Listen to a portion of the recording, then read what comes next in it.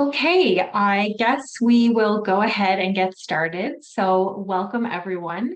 Today's session will be recorded and available if you want to come back to it at a later time or share it with someone or something like that. So, thank you for joining Women in Resource Development Corporation's Career Connections Oceans and Marine event. My name is Leigh Wall. My pronouns are she and her, and I am WRDC's Outreach and Engagement Coordinator, and I will be facilitating today's event. So before we get into it, I would like to go over a few housekeeping items. So there's space for everyone to have a voice here today. We do encourage you to be active in the chat throughout the session. This is a journey. We are all at different places in our career, which is why we're here today to gather some really great information. We all have lived experience and value to add to the discussion, regardless of where we are in that career journey.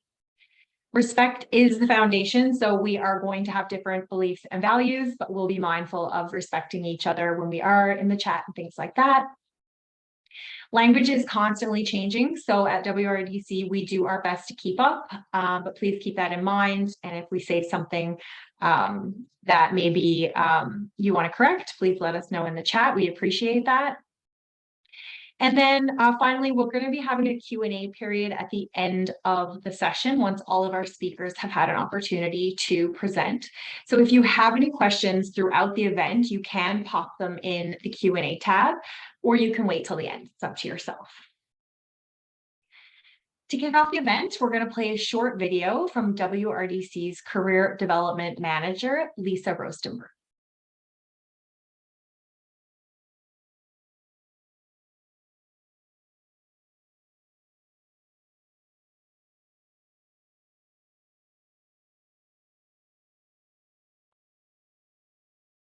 Hi, my name is Lisa Rostenberg. My pronouns are she, her. I am the Career Development Manager at Women in Resource Development Corporation, WRDC. Welcome to our Career Connections event.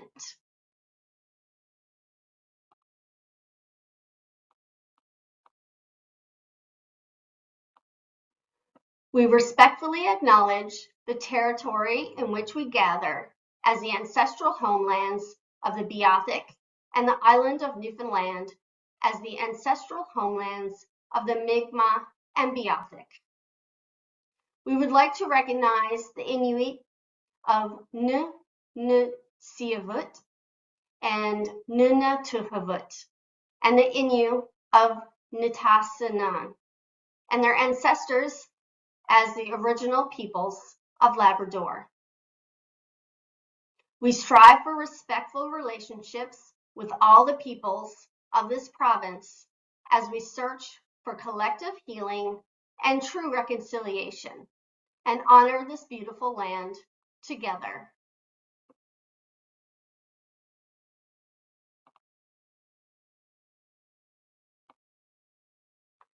For over 25 years, Women in Resource Development Corporation, WRDC, has been changing the culture of work in industries and sectors that have historically been inaccessible and unwelcoming for women. We are a nonprofit organization committed to increasing women's participation in technology and skilled trades. We offer a variety of programs and services to address challenges surrounding the attraction, recruitment, retention, and advancement of women in these careers. Our career development practitioners have provided thousands of girls, women, and gender diverse individuals with the knowledge, resources, and supports they need to make informed career choices and successfully train and advance in STEM and skilled trades. Our gender and DEI specialists have assessed and supported hundreds of employers, delivered training to thousands of employees, and provided direct linkages to skilled and qualified women. Our experienced research consultants have designed, implemented, and analyzed thousands of workplace culture and inclusion surveys, providing insight and evidence-based strategies to improve employee experiences, corporate culture, and inclusion. WRDC is creating a local, diverse, skilled workforce and supporting employers in their efforts to create and maintain inclusive workplaces.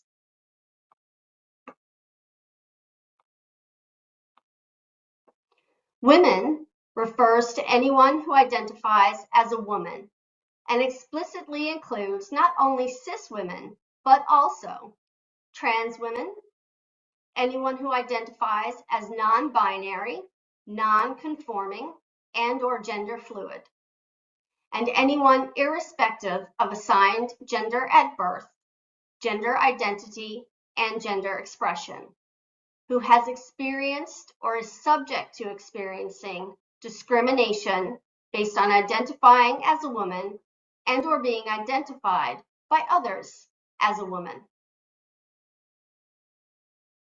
Girls have a similar definition, with age being the only distinguishing difference between the two.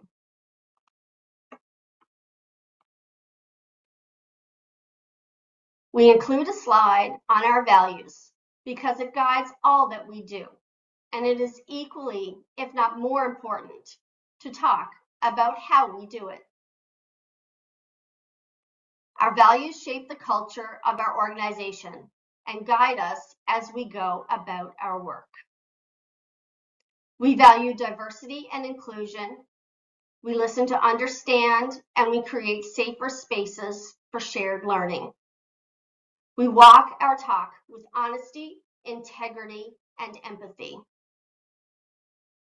We support growth and social change. We meet people and organizations wherever they are on their journey and help them move forward. We believe in true collaboration and partnerships. Without it, change cannot and will not happen.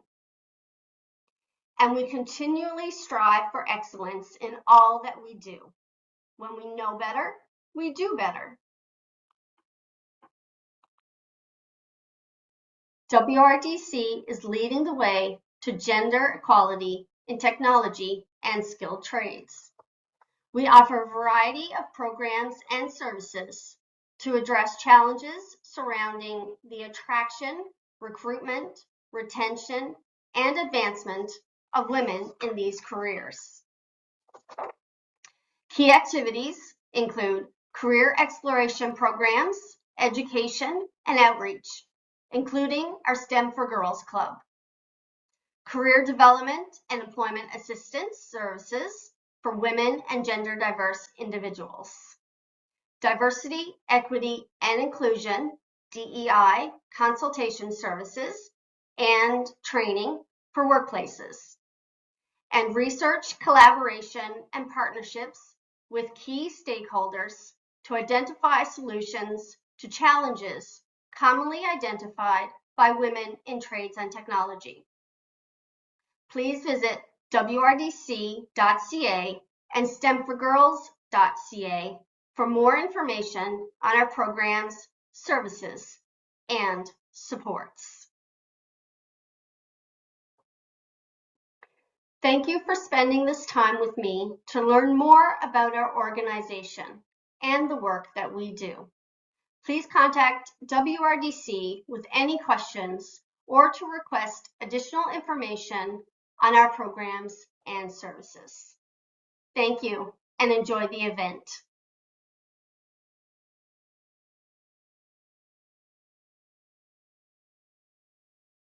Okay, so now that you have an overview of who WRDC is, we are going to move on to our speakers. So first up, we have Chris Arns from the Council of Marine Professionals. Over to you, Chris. Hi, how's everyone doing today? 1 second there now. I'll just share my screen. Apologies, just 1 second.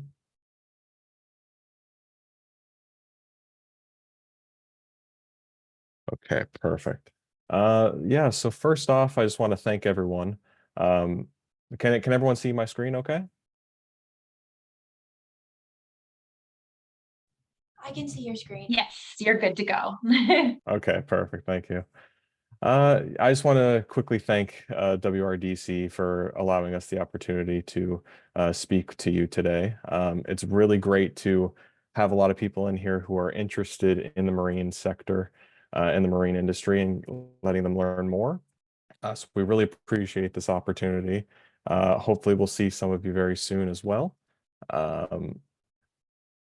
So basically today I'll be discussing the overall marine industry, the benefits, the challenges, ways to get involved, ways to learn more, and some of the projects that we're doing at Compass.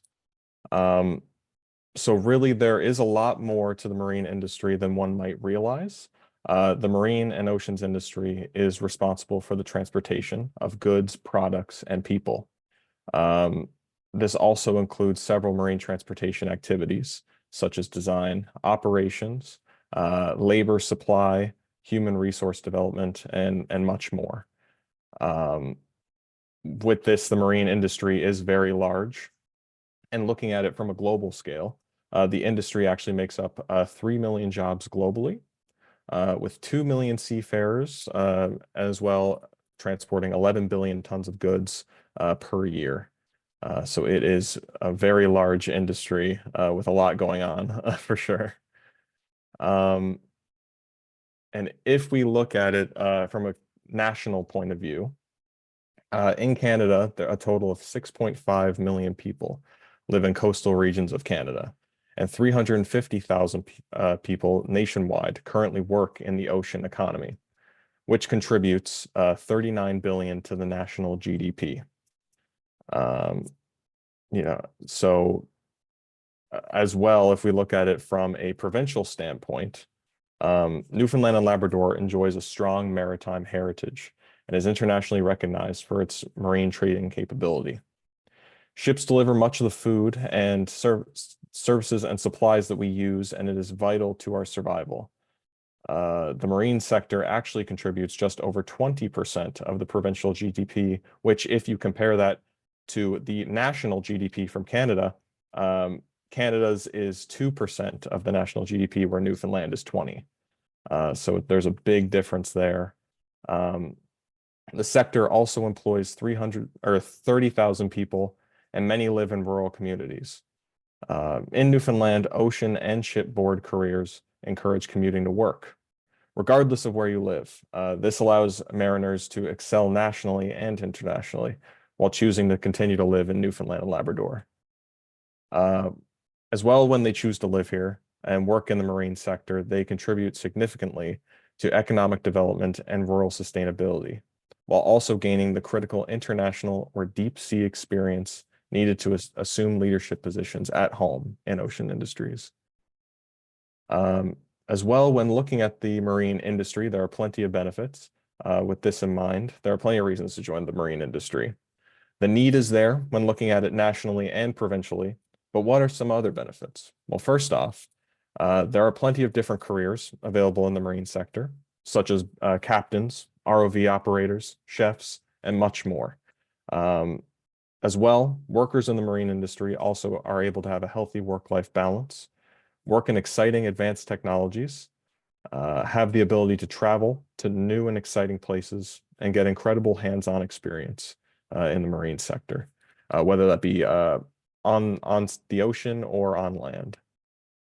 And with this as well, so Compass, since its inception, has identified a recruitment and retention problem for the marine and ocean industries. The key issue confronting marine transportation and ocean industries currently is an enormous and growing workforce shortage. A large percentage of the marine transportation professionals will likely retire within the next 10 years. And there are a few reasons why we're facing these challenges in the sector.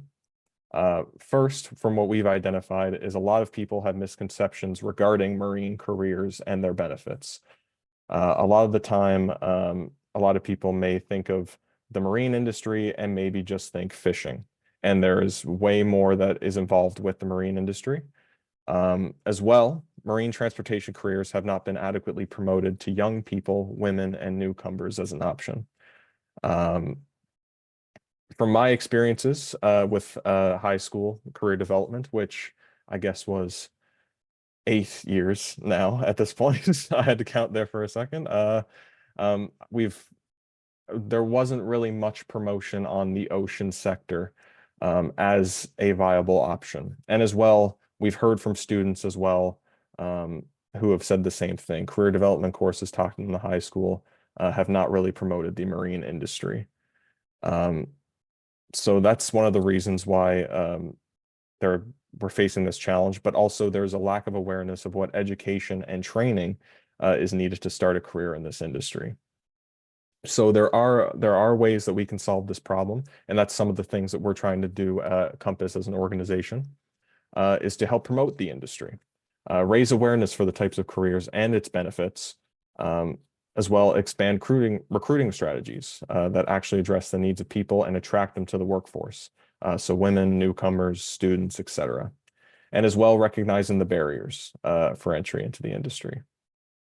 It is really essential that we expose the students to careers in the ocean sector by providing skills development through technology, hands-on exposure, through mentorships, information on pathways for career development while they're still in the high school levels as well. Another thing I want to touch on as well is the women representation in the workforce. So women representation varies widely across the blue economy. For example, based on a study from 2020, women make up only 1.28% of the global seafarer workforce. This could be due to a bunch of different factors, but from what we've gathered, a lot of the policies in male-dominated industries need to be adjusted to meet the needs of women in the workforce. Compass as an organization is working to identify what women seafarers need in order to be successful in their careers. The biggest thing we need is boosting female recruitment is about creating a safe work environment where women can be respected, valued, and treated equally. So with this in mind, what are some of the career pathways to get into the marine industry? Well, it really all depends on what you're interested in. The marine industry really has a vast array and a bunch of different types of positions that include being on the ocean and being on land. Looking at my position, for example, I mainly have a background in business and marketing, and I work with the promotion for our 2 new projects that we're working on, career exploration projects, while also getting involved in marine industry activities and events. So many maritime-based jobs do not involve working on board ships, and the marine and ocean sector also needs scientists, engineers, technicians, and data modelers.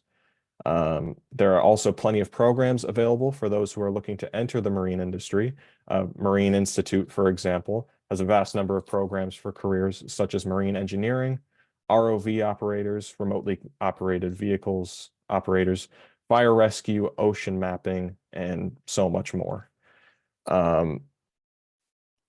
And as well, Compass as an organization, we are also introducing 2 new projects that we're going to be launching later this year.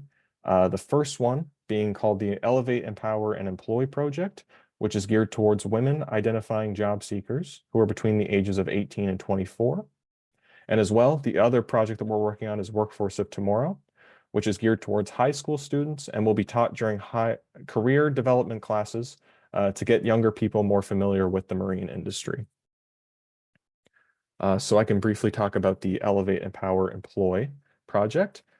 We offer a learning and work experiences in the field, such as HR, technology, logistics, design, health and safety, etc.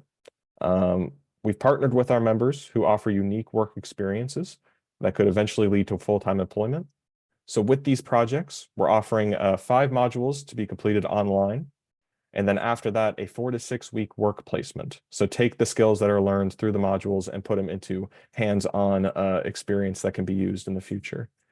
As well, we offer mentorship, We'll introduce you to industry leaders and voices to help you build confidence while gaining new skills. You'll get a network with professionals and make new connections as well. And the big thing we want with this Elevate, Empower, Employ project is to address the barriers that are preventing women from entering the workforce and raising awareness for the employment opportunities in the sector, and providing support to women identifying job seekers who are looking to enter the industry. And I'll also briefly touch on the Workforce of Tomorrow projects. This is mainly for high school students. This will be taught during career development classes. Similar in terms of the module development, but instead of the 4 to 6 week work placement, we will be doing a virtual ship to shore live streaming session with a professional on a vessel so they can see the skills being used firsthand. And as well, we've actually just started promoting the Elevate, Empower, Employ project, and we have a sign-up sheet that you can sign up for on our website. So if you're interested in this, or if you have any questions about the marine industry, you can contact me at chris@councilofmarineprofessionals.ca. And as well, you can check out our programs through settingsail.ca. Thank you very much.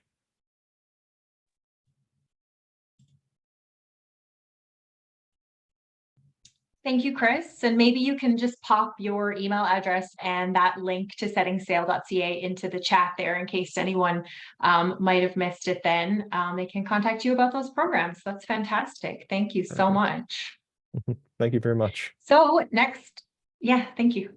Next up, we have Stacey Walsh from Marine Institute. So I'll hand it over to you, Stacey. Hi, everybody. Just want to test out that you can hear me and you can see my presentation. All good. Okay, perfect. Yes. All right. Good to go.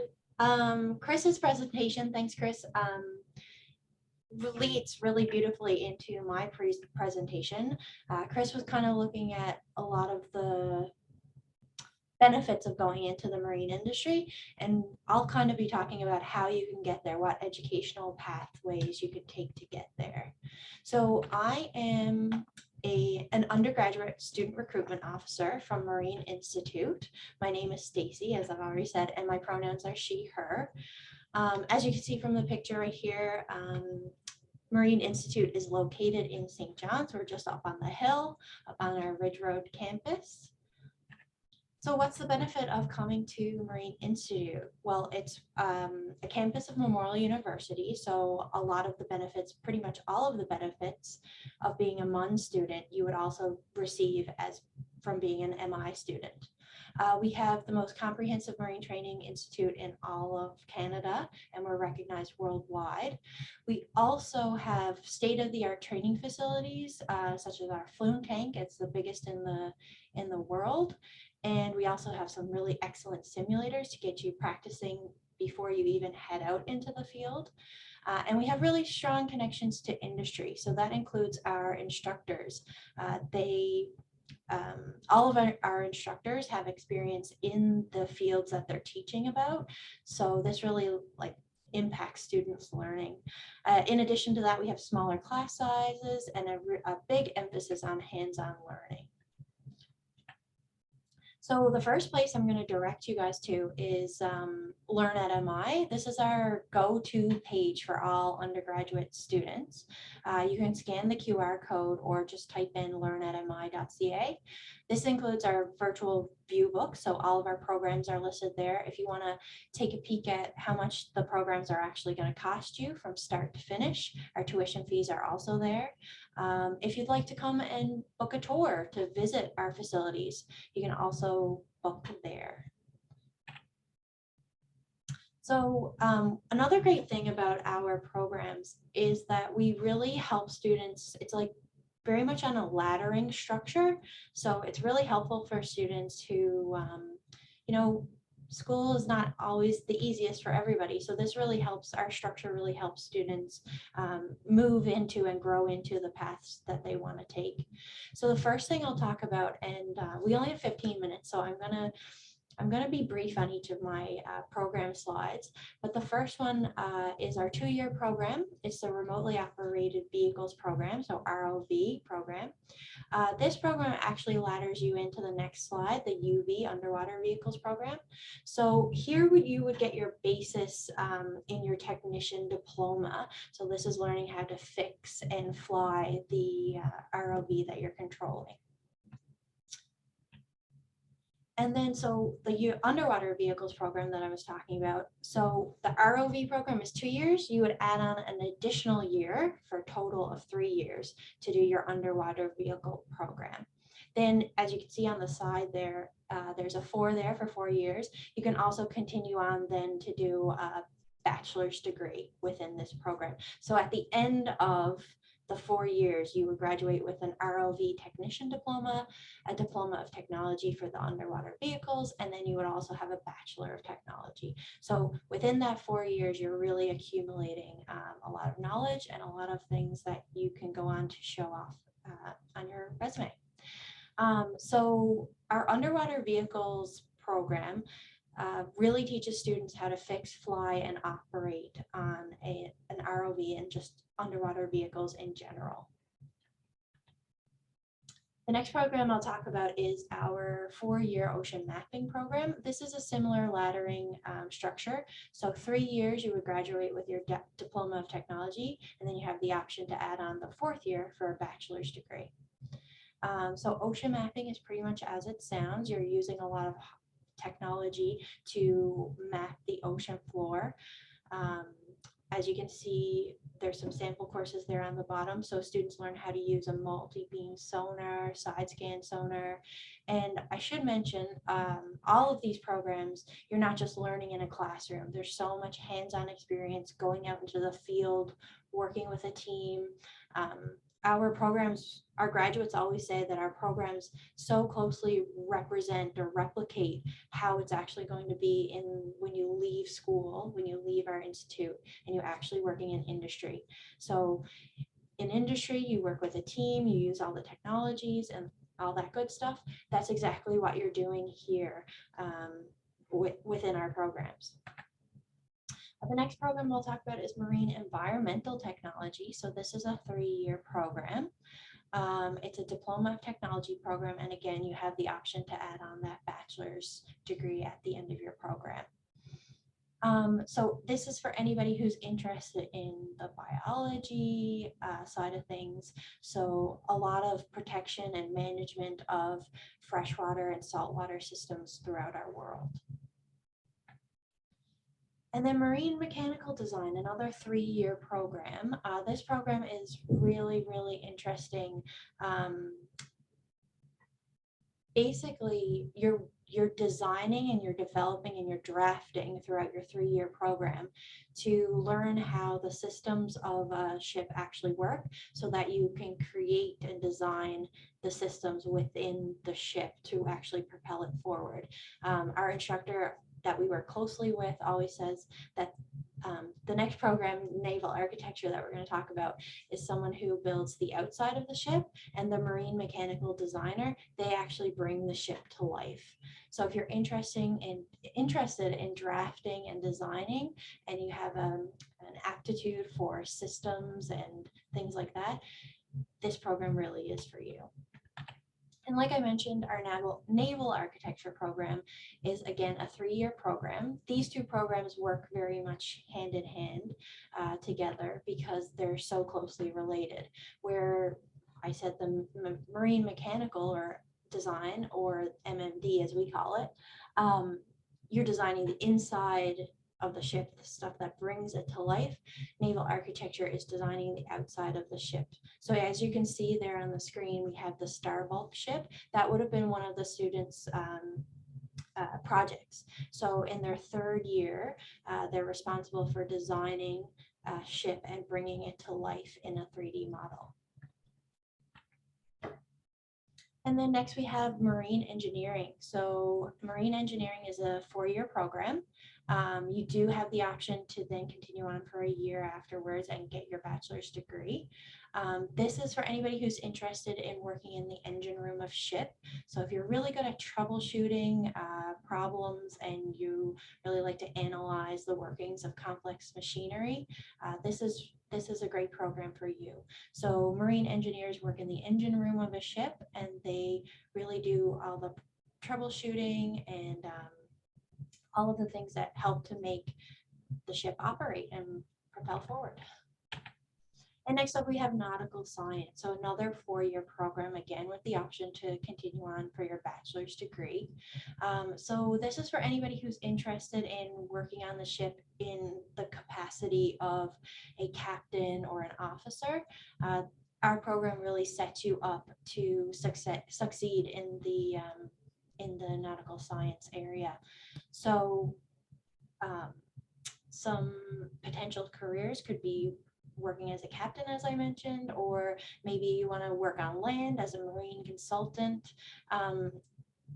Students who participate in this program, as well as the marine engineering program, have work terms where they would earn sea days, which would actually help them then earn their Transport Canada certification, which is necessary, of course, for going to work on a ship.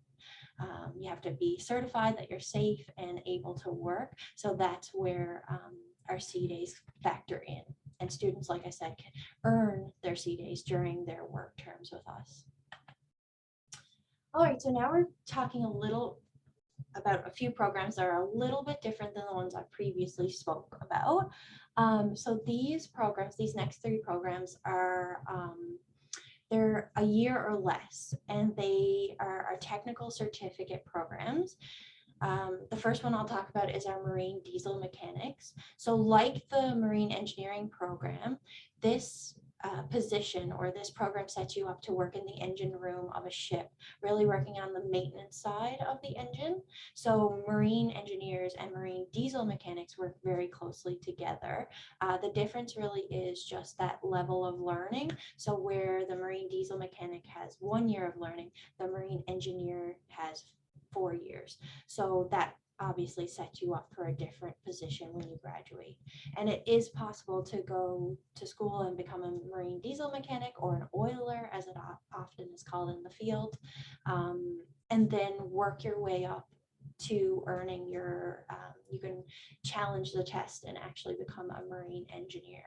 So it's just whatever works for you, however best you find that your learning style is, whether you want to be in a classroom learning with some hands-on experience, or do the year program with the marine diesel mechanics and then work your way up while you're actually in the field. Another program that is under our technical certificates is the Bridge Watch program. So this is a program that earns you the Bridge Watch rating, which certifies you to work as a deckhand. Another 8-month program. So again, this is working on a ship in the capacity of a deckhand, or And the last program under this technical certificate is our fire rescue program. So this one's pretty straightforward. It's about a year in length, and you do have some work terms. Our training facility is in Stephenville. So you would go to Stephenville, you would train, and then you would earn your fire rescue technical certificate, and you'd be able to go work as a firefighter. All right, so those are all of our undergraduate programs. So if you're coming out of high school, or if you have been out of high school for a little while, we are looking for your high school transcripts. So in that, we're looking for a 60% average in English, math, and laboratory science. So that doesn't mean that we're looking for a 60% in each of those subjects, but a combined average of 60, as long as each of those subjects are 50% or higher.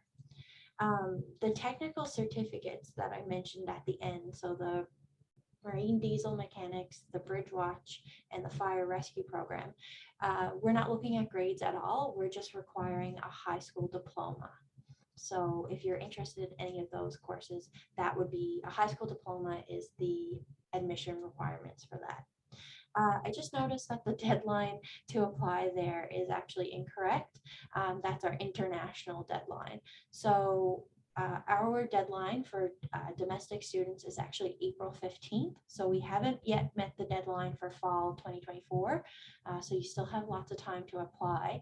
And I would say that just because the deadline, if it comes past April 15th and you haven't yet applied, that's actually not that big of a deal. You can still apply and there's still a high likelihood that you'll be accepted to the program. It just depends on the enrollment numbers that we receive at that point in time. So like I mentioned, there's lots of laddering opportunities built into our programs. I mentioned our bachelor's degrees, and we actually have 4 different streams that you could take for our bachelor's degrees.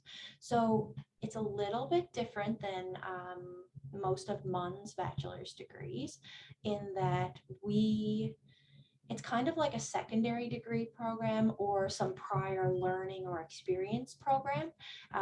You can't just enter into these bachelor programs right from high school. You have to have some prior experience.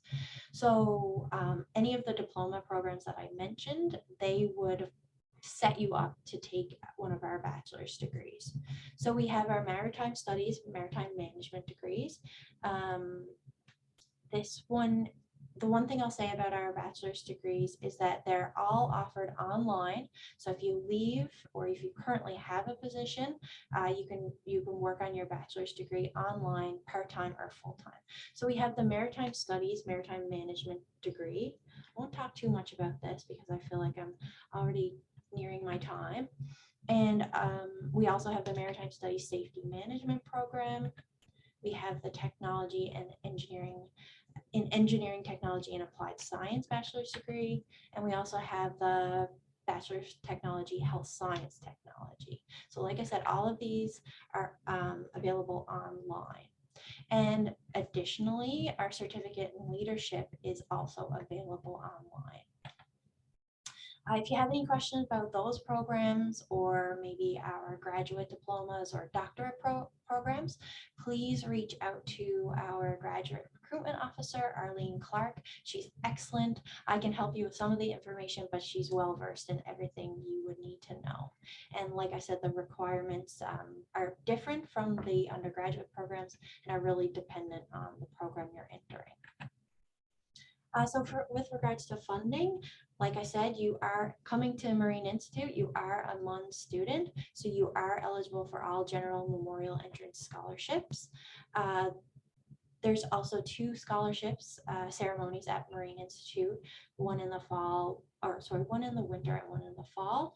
Last year, Marine Institute awarded over $175,000 in scholarships and awards. So there's lots of money out there to be won.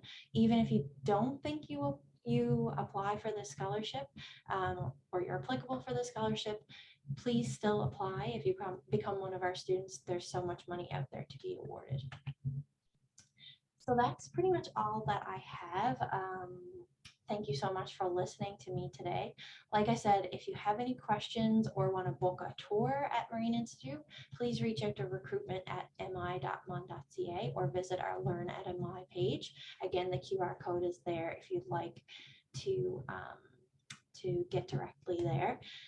One last thing that I'll mention is our Wavecast podcast. We're one of the only universities to have a podcast, and it's really, really cool. If you'd like to learn more about our programs, you can visit that wherever you get your podcasts and or have a listen to our Wavecast podcast. Thank you so much. I'll hand it over to the next presenter.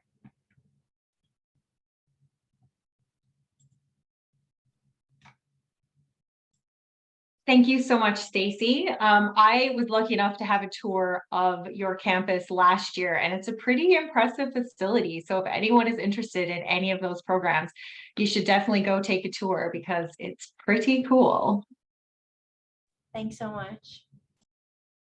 All right. Well, next up, we have Melissa Feaver from Canada's Ocean Supercluster. And Melissa just said Wavecast is a great podcast, so everyone should check that out. But Melissa, I will hand it over to you. Perfect. I'm just setting up a couple of things here as I'm going. I do have a video, so I'm just trying to set it up with some sound there after, but I'm not sure if it's going to work. So if it doesn't, I'll put it into the chat after. It's sort of letting me click, but I don't know if it'll work. So we're going to get, I'm just going to jump in here now for everyone, and hopefully it is all working. Can you see my screen there fine? Yes. Good. Perfect. Okay, perfect. It was taking a second. I had to restart earlier, but here we go. So good afternoon, everyone. Technical difficulties aside, someone had to have them. But as I was introduced, my name's Melissa Feaver, and I am the Cluster Workforce Development Coordinator with Canada's Ocean Supercluster. So I'm coming to you right now from Nova Scotia, which is Mi'kma'ki, the traditional and ancestral territory of the Mi'kmaq people. I'd also like to acknowledge that people of African descent have been in Nova Scotia for over 400 years here, so we honor and offer gratitude to those ancestors as well. I am a Newfoundlander born and moved around and lived there. I just recently moved to Nova Scotia with this role. So, but today I was asked to give an overview of the ocean industry as well as its importance and its growth prospects, and a little bit about ocean paths and careers that you may be able to engage with. So to start, what I'm going to do is just give everyone a little overview, and don't be scared of the screen, but there's a few stats there. So I wanted to give an overview of Canada's Ocean Supercluster. So what we do here is we accelerate the development and the commercialization of made in Canada ocean solutions in energy transition, food security, the future of transport, climate change, all those types of things. We also work to grow more companies, create more jobs, and attract ocean talent. So as Canada's national ocean cluster, there are 5 actually across Canada. We are its national ocean cluster. The OSC is a convener of members, partners, networks, and we try to ensure a transformative growth that helps build the ecosystem that we will need to have realized by 2035. So that's our ambition 2035. I'll give a little brief about that shortly, but it means that there is a 5 times growth potential in ocean in Canada by 2035. So to date, OSC has approved more than 90 projects with national and international partners with a total value of over $400 million. This delivers more than 220 new products, processes, and services to sell to the world. It has also created 5,000 new jobs through these projects and is on track to create 20,000 by 2030.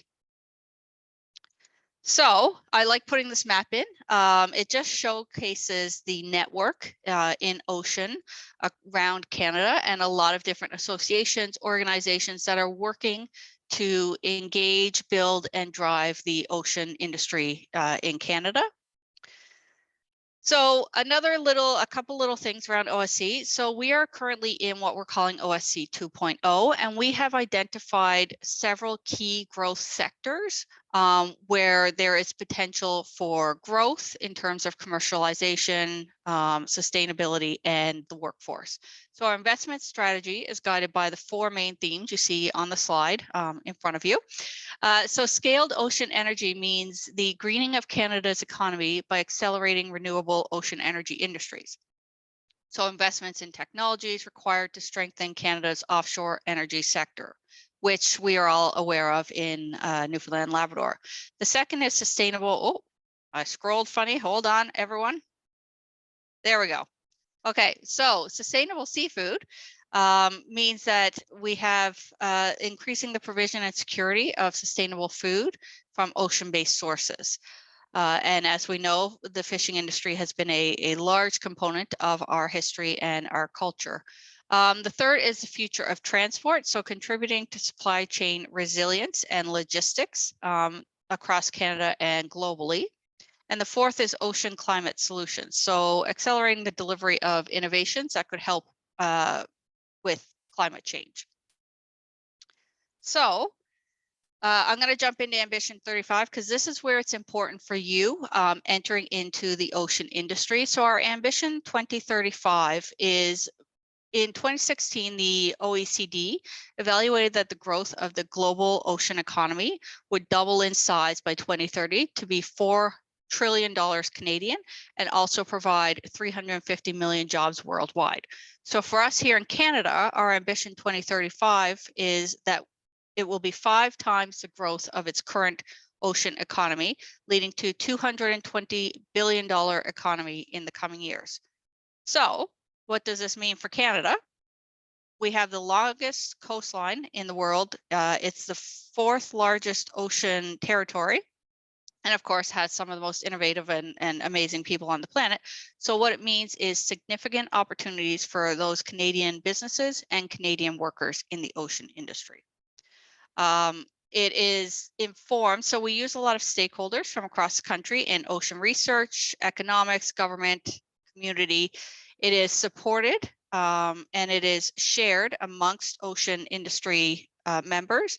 And the goal is to put Canada at the forefront of global ocean markets. So this would mean commercial products, processes, and services to help solve the biggest challenges in ocean and to create game-changing economic return. So this is just another slide that showcases where we see monies coming in to create that $220 billion economy and growth. So what it means for everyone here is opportunities for students, universities, and ocean research.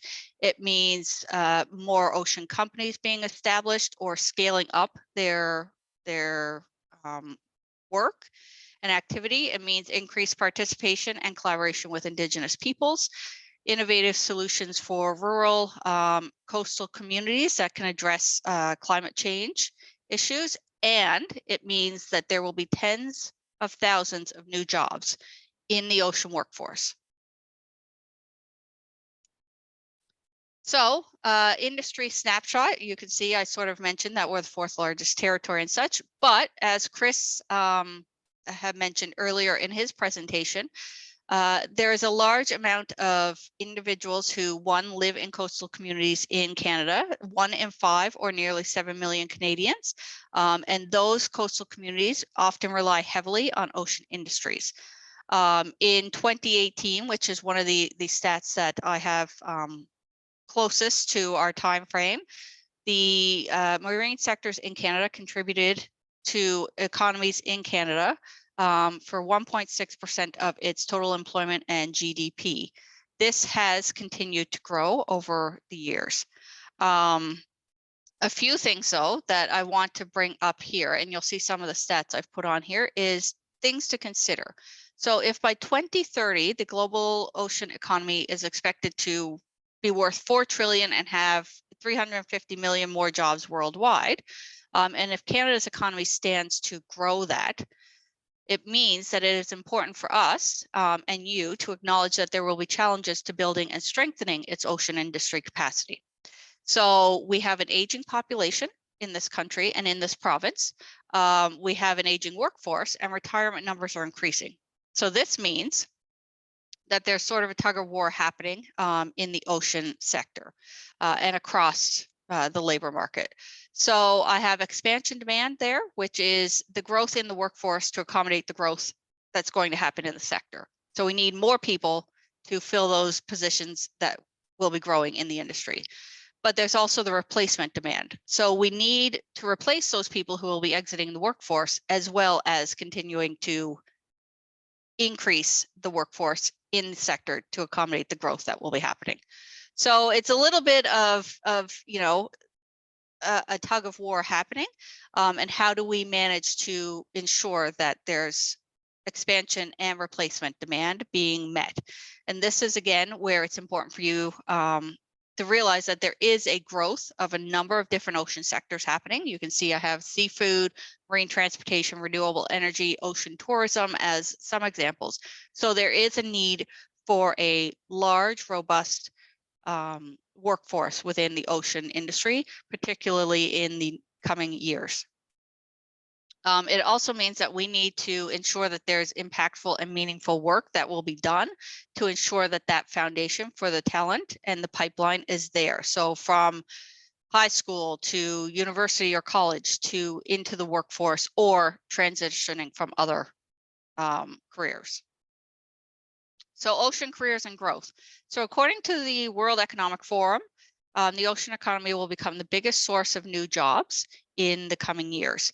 So what it means there is that we need to create awareness and build the diverse workforce that's needed to overcome the current shortages we have and the incoming anticipated labor shortages.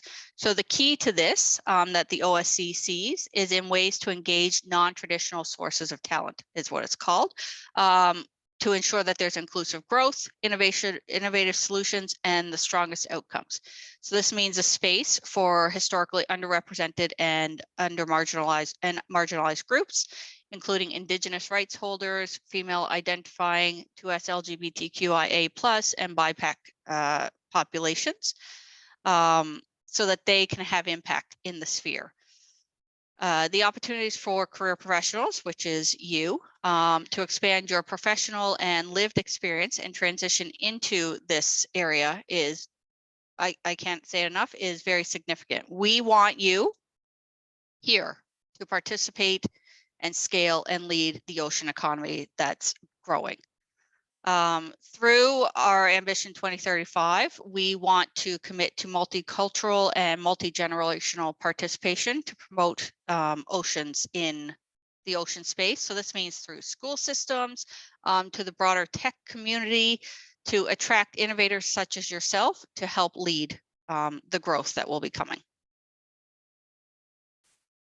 The next slide I have is, so where is Newfoundland and Labrador in all this?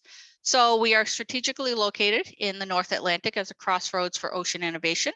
We are a center for ocean expertise and a leading force in Canada's sustainable ocean economy. And there is an unbelievable ocean innovation ecosystem with a number of companies such as Chris's, various institutions such as the Marine Institute, and other organizations that are dedicated to ocean and marine activities and research. So it is bustling. The history and culture that we have in this province is intertwined with the ocean industry. So we all know that there are a number of, family members or this rich history that's connected with the water around us that we can build upon and grow. In 2018, the marine sectors contributed to 16.8% of employment in Newfoundland and Labrador. So 1 out of every 6 jobs in the province is somehow linked to marine activities. The key to Newfoundland and Labrador is in the population and in the labor force. So some of what I have there, you can see the population we know is on decline. There are smaller pockets where it is growing and the age is younger, such as in Labrador, but the median age in the province is 45 to 49. I'm going to show you a couple of statistics, but I don't want everyone to panic, I'll say. But the main point of this population distribution, and this was willingly given to me by the Newfoundland Labrador Workforce Innovation Center, the main thing to see is the gray and light blue on the top is over the age of 59. And everything below that is the young workforce, the future workforce that we have and the workforce that we currently have.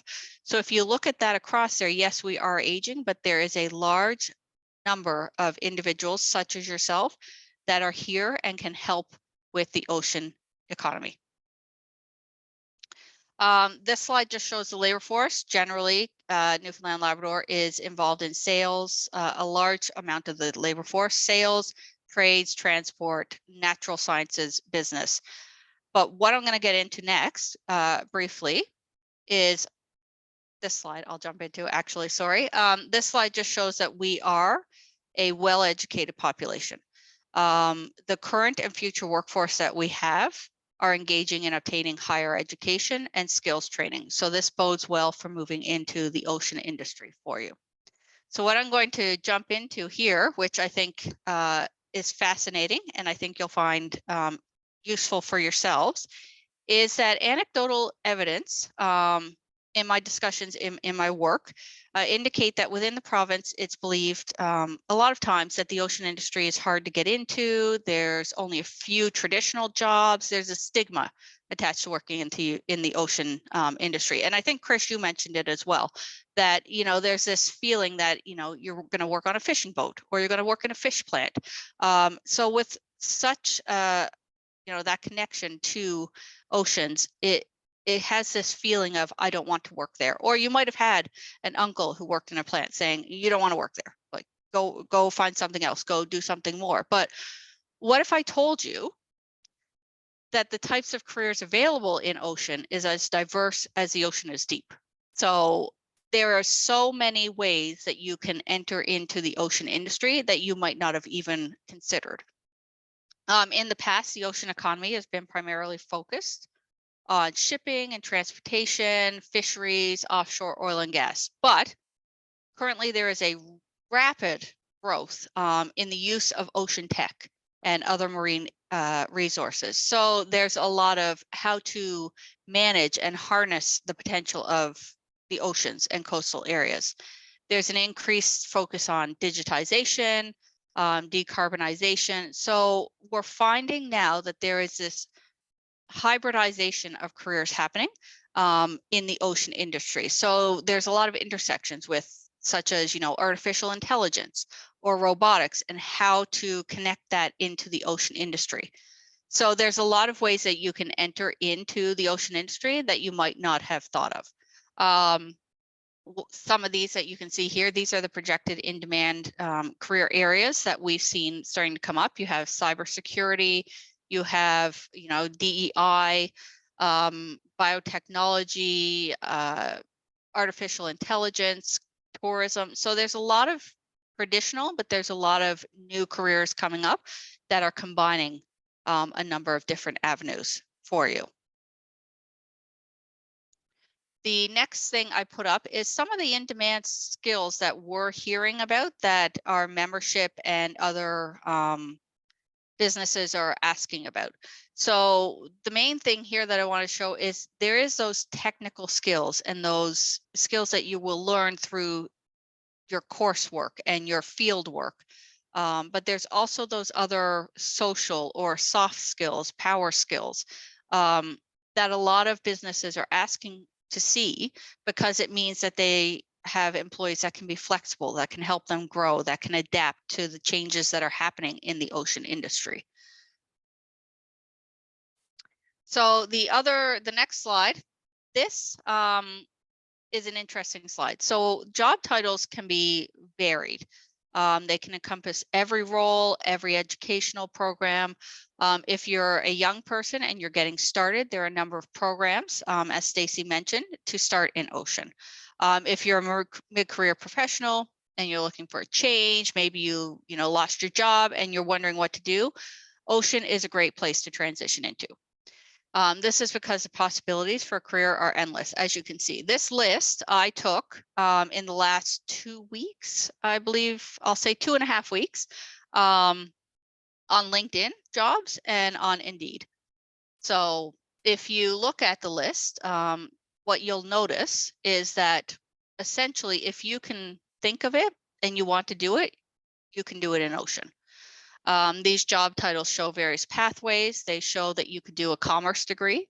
You could do an executive office management diploma even, or as I did, a master's in library and information studies, which is where I come from, is the library world.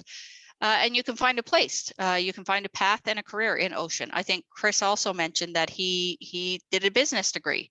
And here he is. So if you can dream it, you can do it in ocean. You see there's a number of different job titles. So we're finding that people often if they will end up in ocean in a variety of different ways. We have finance people, there's HR people, you can do consultant work, you can become one of those technical positions, you can work as a marine pilot or import logistics in terms of shipping.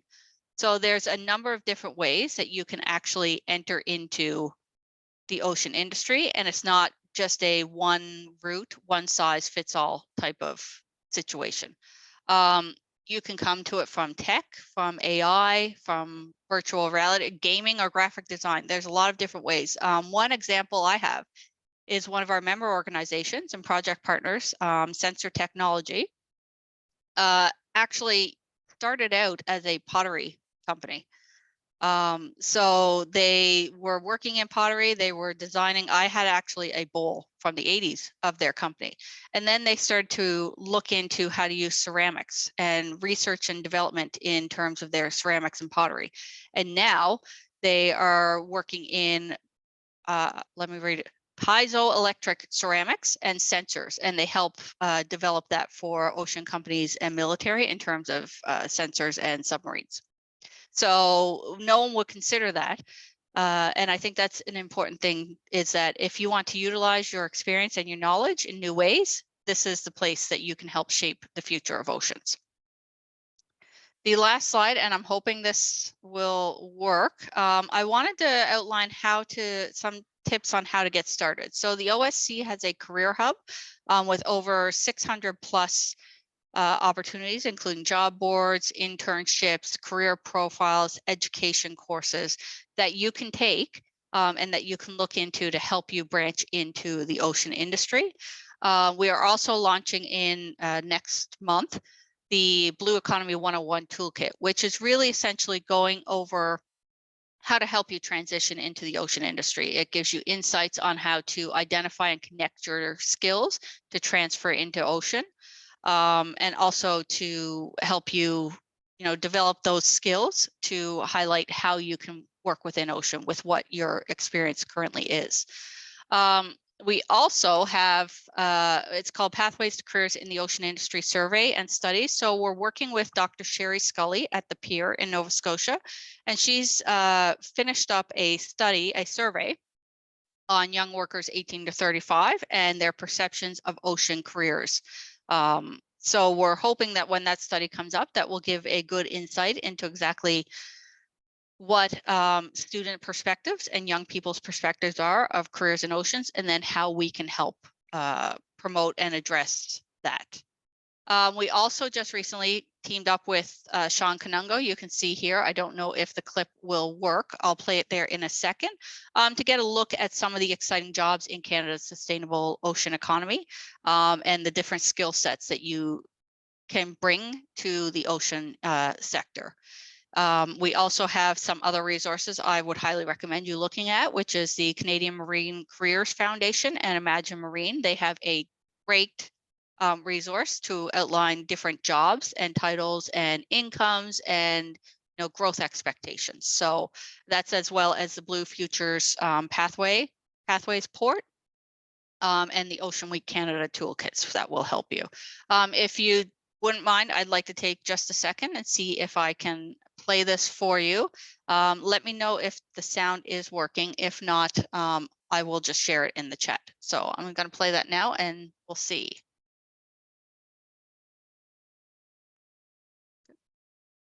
No, there's no sound. Okay. All right, I will put that in the chat. It worked earlier. We'll see what we're on there, but I just want to say thank you very much for having me. I am really interested and excited. If you have any questions or ideas around working in oceans, please send me an email. I love to chat about any of those opportunities or ways that you can find your path to move into this really exciting and growing industry. So thank you again, Leigh, for having me, and thank you to all the other panelists, and I welcome any questions. Thank you again.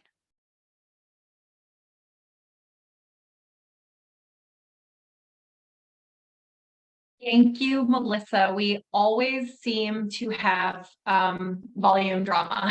That always seems to be the biggest tech issue Always, is right? volume with videos. Yeah, so pop that in the chat and then everyone can watch it after. That would be great. So thank you so much for going over the diversity in careers in marine. That's fantastic. So next up, we have Captain Charlene Munden. So she is the first female captain with Algoma Central Corporation. Algoma is a leading Canadian marine shipping company headquartered in St. Catharines, Ontario, and they own and operate the largest fleet on the Great Lakes. So over to you, Charlene.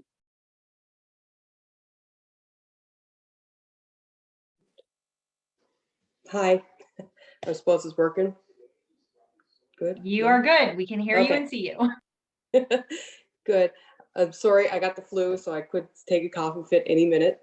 My name is Charlene. I went to school at the Marine Institute. I graduated there in 2005. I'm dating myself now.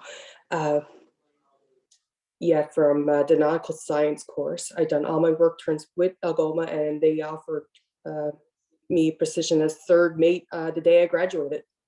So I've been with them ever since, and back and forth to the Marine Institute throughout my whole career, basically doing upgrading until I got my Master Mariners there. Oh Christ, I can't even remember now. It's been a while. I sat on it without telling anyone I had it for about 3 years before I got pushed in the right direction by a fellow captain, and he said, you know, you should be working as a captain, not as a first mate. And it was the push I needed, I guess, to take that step forward. And they promoted me in 2016, and I've been working as captain ever since.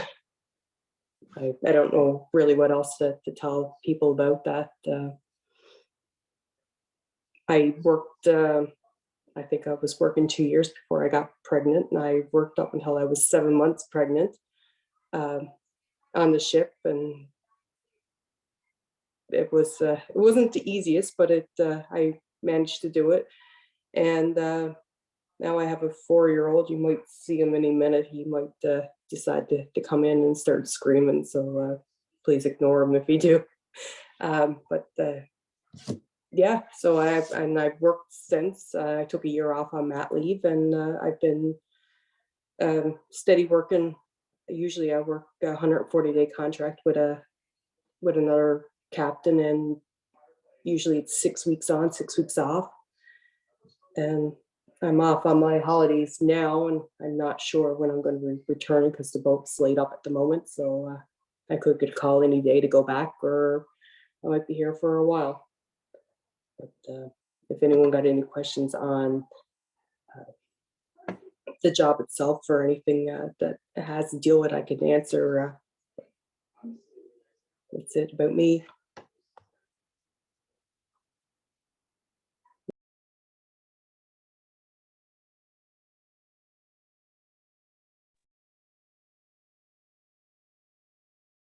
Thank you, Charlene.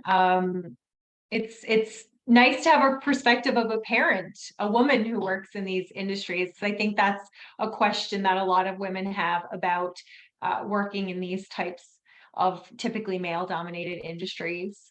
So big thank you to all of our speakers for joining us today. Now we'll have an opportunity to ask questions. If anyone has any questions for any of our speakers, please pop them in the Q&A. This is your opportunity to get those questions answered. So someone did ask, are there any remote jobs? So I don't know if any of you can speak to that, if there are remote jobs available in the ocean industry that people can do.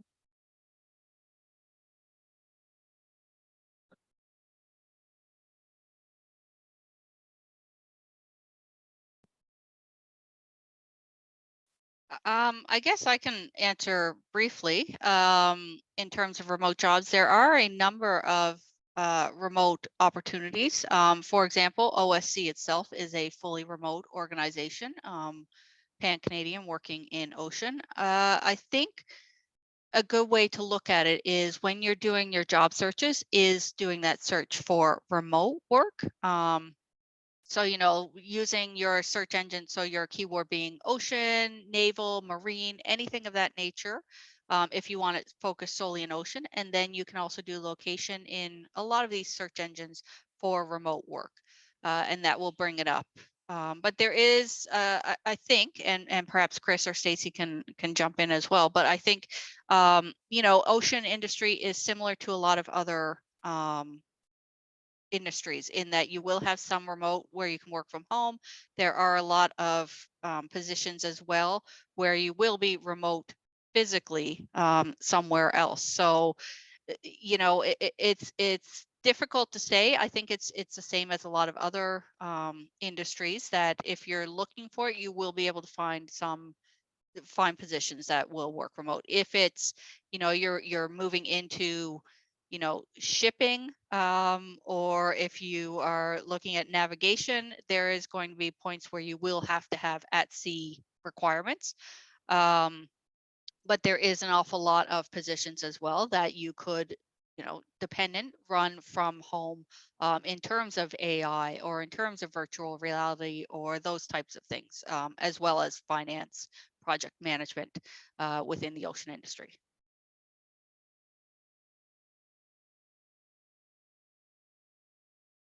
Excellent. So we had another question.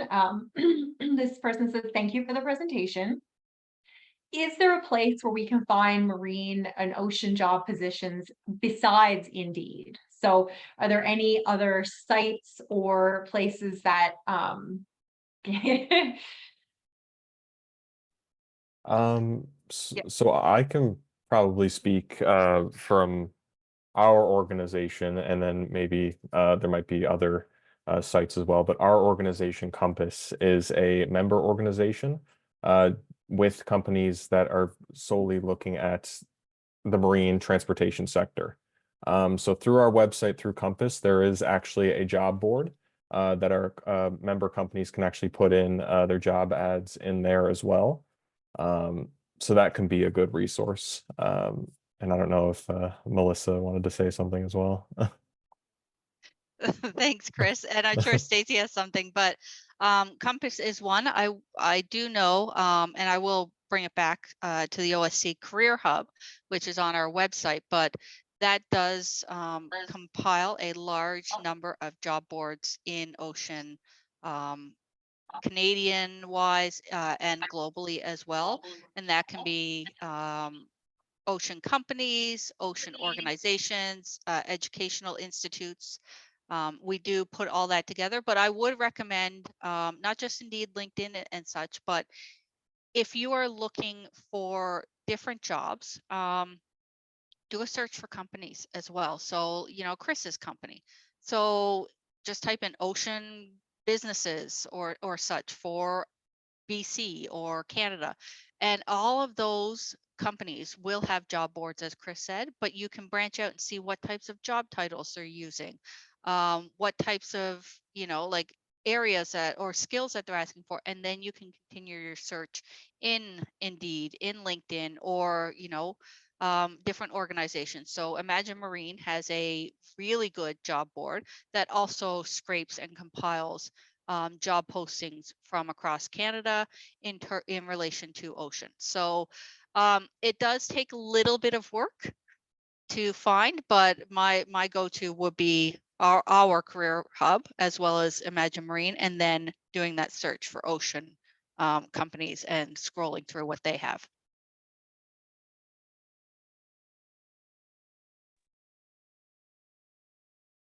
Just while you were talking, I was searching those options you were saying, and I popped them in the chat. So the Imagine Marine, the Ocean Supercluster, the Council of Marine Professionals, all those job things, I just popped those in the chat. So if anyone wants to click on those and bookmark them, that would be great. And you also mentioned LinkedIn. That seems to be a really good option. I've noticed a lot of organizations, when they have postings, will share them on LinkedIn. So definitely encourage anyone, if there is a particular organization that you're interested in working for, to follow them on LinkedIn and see if they have any job postings. Were there any other questions for our speakers?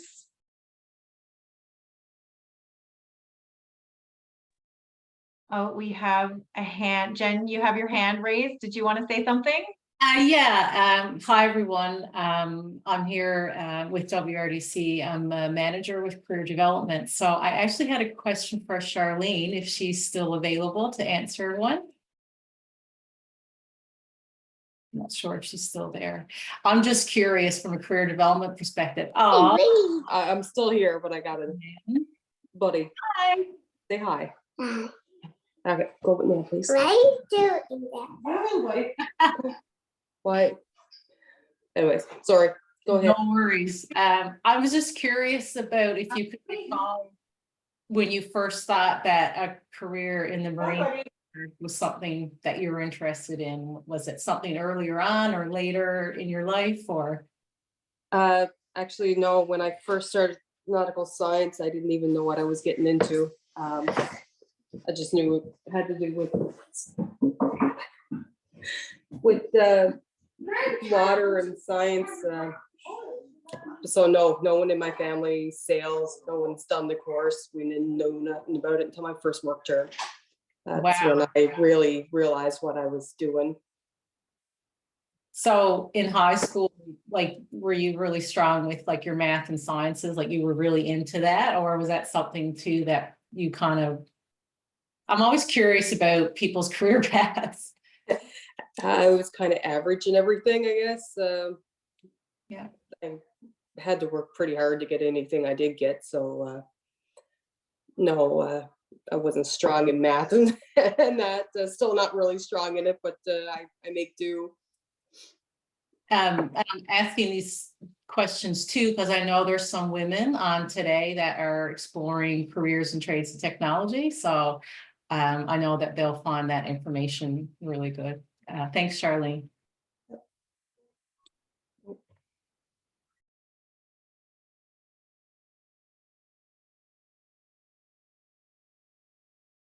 Thanks, Jen, for that question.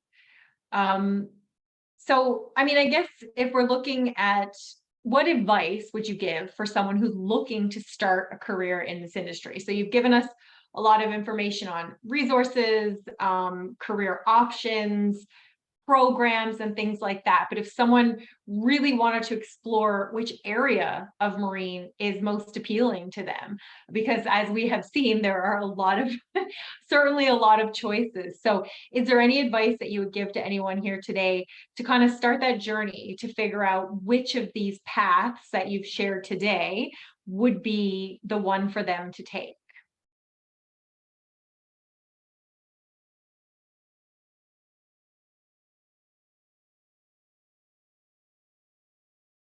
I would say just lots of research.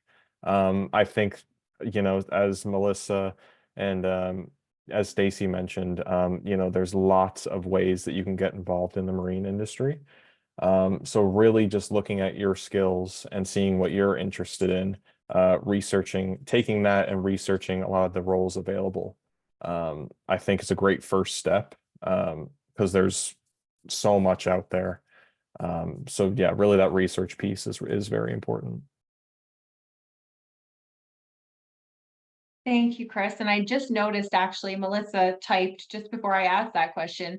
Melissa said, I would also say use LinkedIn as a networking source. If you find people working for a company you're interested in, send a message, explain why you're touching base, because many people are welcoming and excited to bring others into the industry and want to provide help and information. So that's great advice. You can reach out to someone who works in a particular role and say, I'm interested in pursuing a career in marine, but I want to know more about what it's like to work on a ship or work on the tech side of things, or maybe the administrative side of things. So really reaching out to folks to get their personal experience can be really helpful. So that is good advice.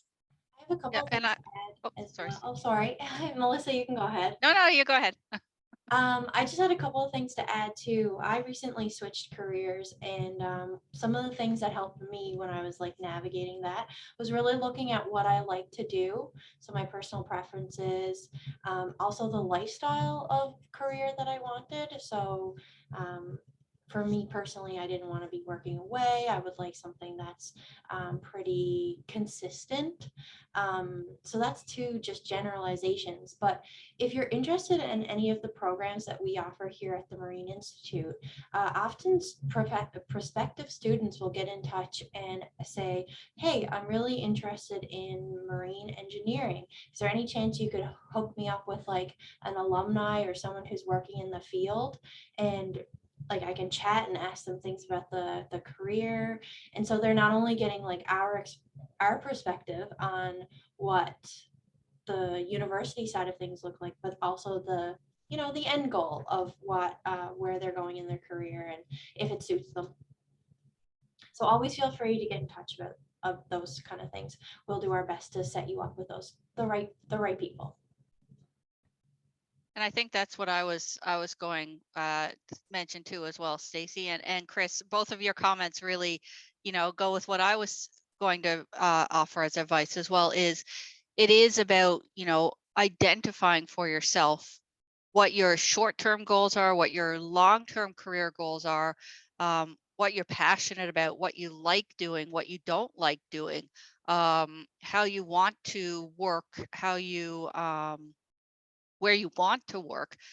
So I think going through, and it's almost like a self-assessment to work on, right? So what are all these things you like doing, you want to do, what you're good at, where you want to be now or in 10 years, and then sort of seeing where that sort of leads you, right? So then you have that pros and cons list, and then you're trying to figure out, you know, okay, well, I've done these roles, and I think that's important too. So what have you, you know, where did you work when you were 18? Where are you working now? What sorts of education? And you're taking all of those, you know, job descriptions for the jobs you previously did, all of those experiences that you have, and you're putting them all against what you want and what you're good at and what you know, where you want to be, to see, you know, sort of where it leads you.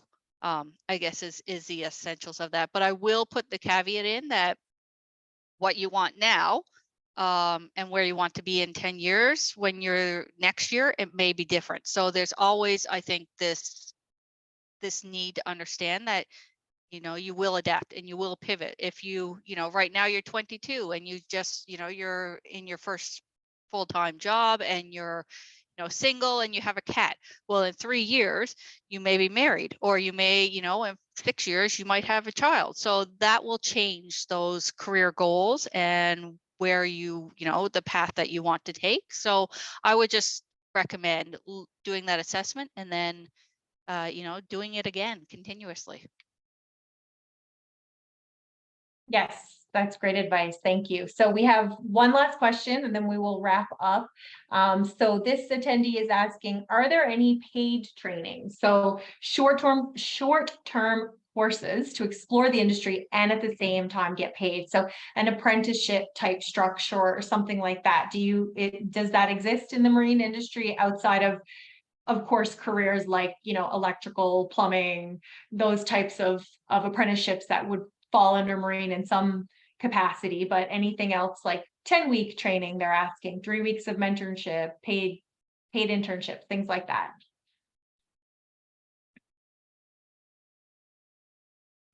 Yeah, so with Compass, we are offering those two projects, the Elevate, Empower, Employ project and the Workforce of Tomorrow. Elevate, Empower, Employ will have a 4 to 6 week work placement at the end of the module training. So that's something that we offer. And I know, you know, there might be certain other programs out there as well, but that's kind of what we're offering. Excellent, thank you. And you did put the link in the chat to your information. So if someone wants to check that out. I think Perfect. Well, oh, sorry. Go ahead. Go ahead.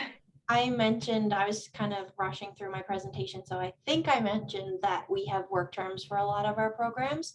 So I know it's not exactly what the question was asking, but just so everybody's aware, if you do choose to go to Marine Institute, many of our programs require you to do work terms. And although we can't guarantee they're paid, there's a high likelihood that they will be paid. So you will be earning money on your work terms while you're going to school. And there is some compensation there if for students who do not get paid work terms.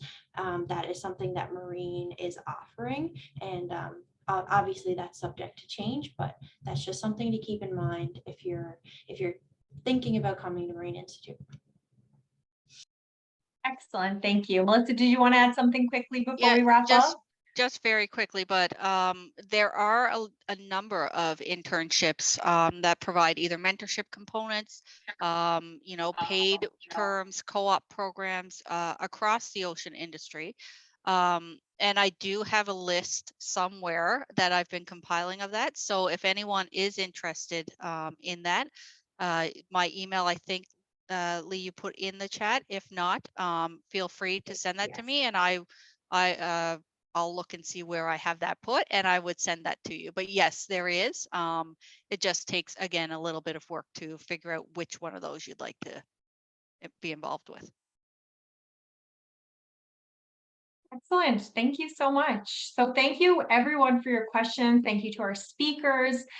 We do want to hear some feedback about today's event. I'm going to pop a link. Well, there's a QR code on the screen. I'm also going to pop a link in the chat, and we will also be sending it out later today in an email when we send out the recording of today's session. But we would really appreciate it if you take 5 minutes to complete this. I don't even think it takes 5 minutes. Just to give us some feedback on what you thought of today's event. We had a mining event, we have Tech Connects. We love to have events like this to introduce folks to the different careers that are out there, and have wonderful speakers like we had today. So any feedback you can give us on your experience today can really help us improve and make these better and that sort of thing. So we really do appreciate you taking the time to do that. So again, thank you so much to everyone who spoke today, everyone who participated today. We really, really appreciate you taking the time. So yeah, follow us along on social media to stay in the loop if we have more events like this, and hopefully we'll be connecting with everyone again soon. Thank you. Thanks so much. Take care, everyone.